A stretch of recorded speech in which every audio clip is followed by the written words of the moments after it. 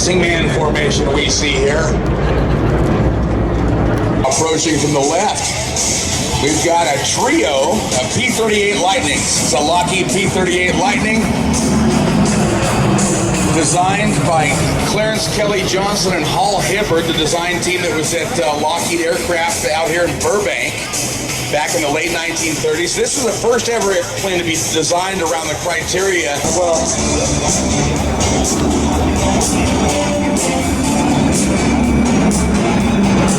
Right there, that's half the flying fleet in North America, not Kevin? I think nowadays there's about 7 or 8 of them. A couple years ago we had 5 of them here. I think that was 2013, about 5 years ago. Airport blue and yellow in the 1920s and 30s.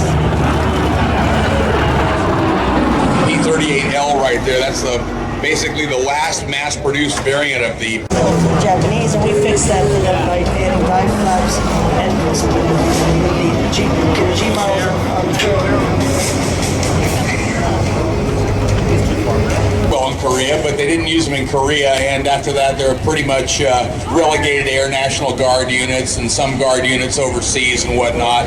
Really didn't use them for very much longer. Of course, the jet age was upon everybody, and things were pacing rapidly in the technology department. So, a robust, moderately maneuverable fighter for medium altitude is really no longer in demand. Development of the AD Skyraider in the end of the 1940s, the fighter bomber really split into the tactical bomber and tactical fighter roles, just as before World War II they had been. The P-38 project led by a 27-year-old engineer, co-led by Kelly Johnson, 27 years old at the time, and one of his products a little bit later today when we bring out the T-33 jet. Kelly Johnson had decades career long. Definitely one of the idols and icons of American aeronautics. Certainly was, and of course creating them right down the street in Burbank, California. yeah, one of his first tasks at Lockheed was to take a twin-engine transport and wind tunnel test it for stability.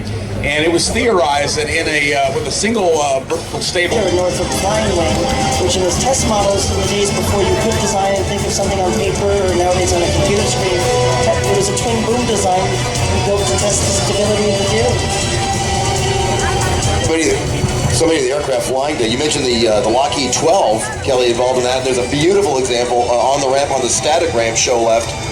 You've got to get by and see that one. Les over at Cal Aero has that aircraft. And just the beautiful Lockheed 12 I've ever seen. Yeah, I think we're going to have a Lockheed Model 12 flying later today in our Golden Age segment. I think they had that yesterday. So yeah, it's a beauty. You know, a lot of people. It's range prohibitive from really reaching any parts of the German industrial zones that our bombers needed to hit. Also, the P-38, its problems in a dive were never fully solved because the Army Air Corps also had a speed limitation on it, which kind of kept it on the safe side of the margin. Yamamoto in World War II. Charles Lindbergh was the developer of the fuel management plan that allowed them to get better range in the Pacific theater in warmer climates out of the P-38. Okay.